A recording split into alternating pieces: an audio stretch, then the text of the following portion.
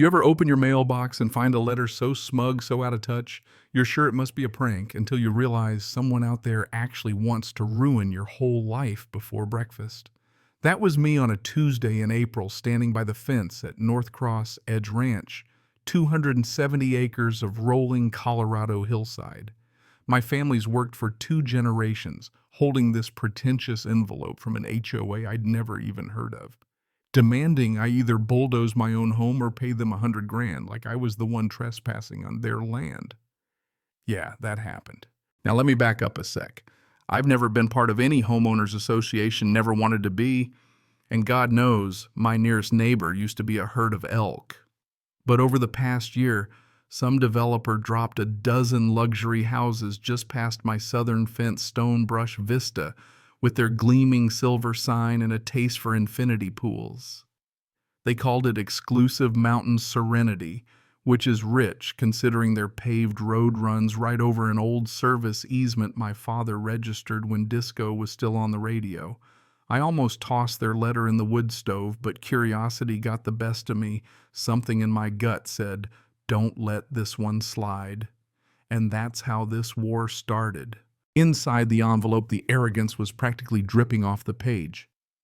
"Dear Mr. Mallory," it read, "our most recent boundary review indicates your dwelling and auxiliary structures fall within the jurisdiction of Stonebrush Vista.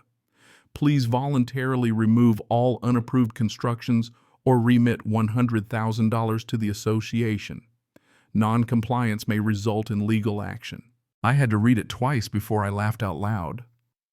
According to them, my house built in '86, back when Reagan was president, was now illegal because some HOA that didn't exist until last year drew a new line on a map.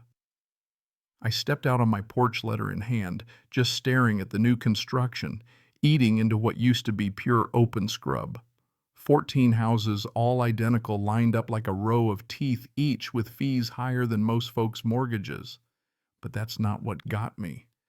It was the tone. The threat hiding under all that legalese. I knew this wasn't just some bureaucratic mistake, this was a declaration. Next morning, I dialed the number at the bottom Stonebrush Vista HOA office of the president. The voice that answered was cold and crisp as ice water. "This is Karen Lutz speaking." "Mrs. Lutz," I said, trying to keep my temper, "I think there's been a mix-up. I got a letter saying my house is on your land, but I believe you've got your lines crossed." She paused so long I could hear her exhale through her nose. "Mr. Mallory, our survey confirms your residence encroaches on Stonebrush Vista territory. I suggest cooperation rather than confrontation." I nearly laughed again. She sounded so sure. "My house has been here since '86. Your subdivision since last year," I told her. She chuckled. Dry, condescending. "Land boundaries evolve, Mr. Mallory. We're willing to resolve this privately," which of course meant she wanted a check. Well, I hung up before she could get any more neighborly. That evening, I drove my southern fence-line sons, setting over their shiny new gates. Something felt off. The HOA's fence posts weren't just misplaced. They were, well, on to my side. I measured them myself, GPS in hand, and the numbers didn't lie.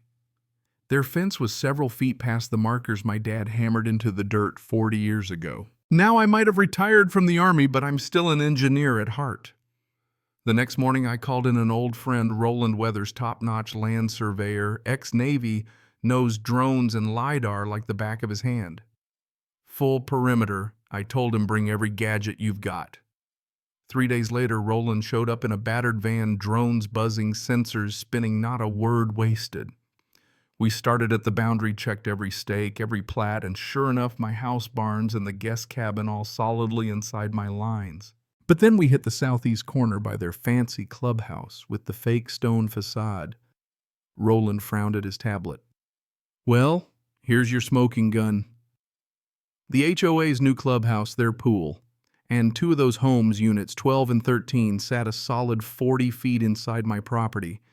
Their driveways cut right through my old fire road and cherry on top.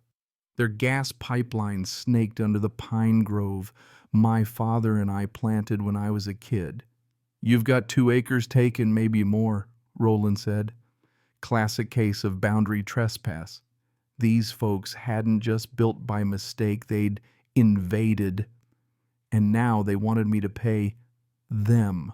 Roland compiled everything: certified maps, photos, drone footage, GPS, even a 3D model for court. I sent Stonebrush Vista a formal cease and desist with a copy to my lawyer, the county, and for good measure, the local news. The reply came quick, generic legal bluster: no attachments, just denial. So I sued trespass, unlawful encroachment, illegal utilities, the works. My lawyer, Dana Worth, actually grinned. They came after your house. You're going after their subdivision. I like it. That's when things started moving fast. A local reporter wanted to air the story: drone footage, property lines, everything. Sunday night it went viral. Ranch owner faces off with HOA. People flooded the comments with their own HOA horror stories. I figured the exposure might scare them off. But no, 2 days later, a man in a beige blazer, camera crew in tow, knocks on my door. "Mr. Mallory, I'm Travis Dean, representing Stonebrush Vista. We'd like to resolve this misunderstanding."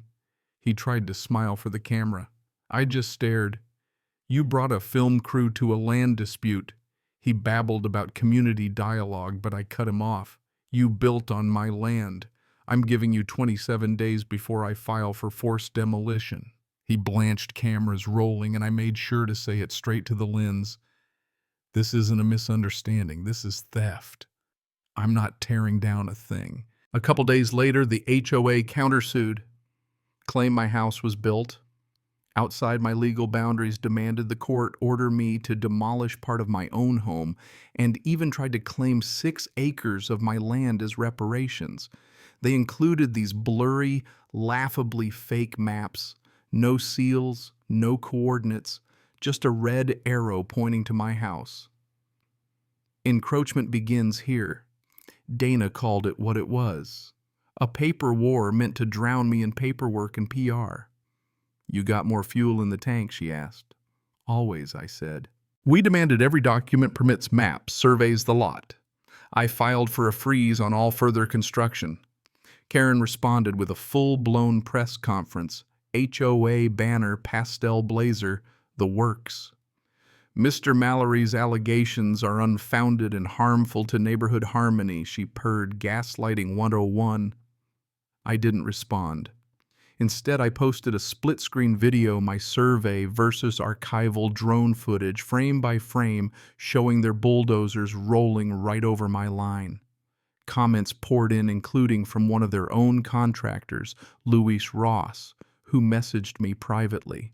2 days later, Luis sat at my workshop, spilling everything for the record: how HOA supervisors ordered crews to ignore stakes, how markers went missing, and how the line was decided by the HOA. I sent the footage to my lawyer, the press, and a land rights watchdog. The war was public now. Karen tried to attack my surveyor. Roland claimed he wasn't licensed. Bad move. Roland's credentials were ironclad. He even taught surveying at the university. Dana filed for defamation. Roland prepped to testify, and the judge called a hearing. That's when the cracks showed: the HOA never even submitted their survey to the county. The real twist hit when Dana brought me the original boundary survey. The HOA kept referencing supposedly notarized by a guy who'd been dead for a decade. The so-called surveyor wasn't licensed. The watermark on the scan was just 4 months old, and the file's author, KL Associates, Karen Lutz herself. We'd crossed from civil into criminal document fraud, fake stamps, and as we later found out, attempted bribery of a county GIS clerk named Adrian, who brought us a recording of Karen trying to get him to fudge digital boundaries for cash. With all this, the judge slammed the brakes on HOA construction and called for a criminal investigation. Karen's sunny interviews stopped. Residents reached out apologizing, asking if their homes would be torn down. Meanwhile, my water line was sabotaged, my security cut. One HOA tech caught on my camera tried to blow the transformer at night, bragged Karen told him to send a message. The FBI took over. Karen denied it all, but the evidence just kept piling up. In court, my lawyer walked in with a binder thick enough to kill a man. The judge laid out the facts: land encroachment, forged maps, unauthorized development, sabotage, bribery. He didn't mince words. I find in favor of the plaintiff, he said, and ordered Stonebrush Vista to demolish their clubhouse, 2 homes and utility lines on my land, 90 days, all costs on them, plus $3.7 million in damages. Karen's criminal trial was pending. She was taken out in cuffs. 3 weeks later, the demolition crew arrived at dawn. I sipped coffee at my fence as excavators tore down the pool cabana, cracked the driveways, and pulled the last gas pipe from my woods. The land was scarred, but it was mine again. The HOA went bankrupt. The neighborhood dissolved into lawsuits. Karen got 14 years, no parole. That winter, I rebuilt my fence, added 12 big signs, private land, not HOA property. Trespassers will be photographed, reported, and mocked. Then I sat on my porch, cold beer in hand, and watched the sunset over the only place I've ever called home, a place no paper tyrant will ever steal again. So tell me, if someone came after your land, your family's legacy, would you have fought back or rolled over? Drop your thoughts down below. Have you ever tangled with a power-hungry HOA or had to defend what's rightfully yours? I want to hear your war stories, because out here, justice means never backing down, no matter how many suits and stamps they throw at you. Subscribe, share your experience, and let's keep this fight alive, one story at a time.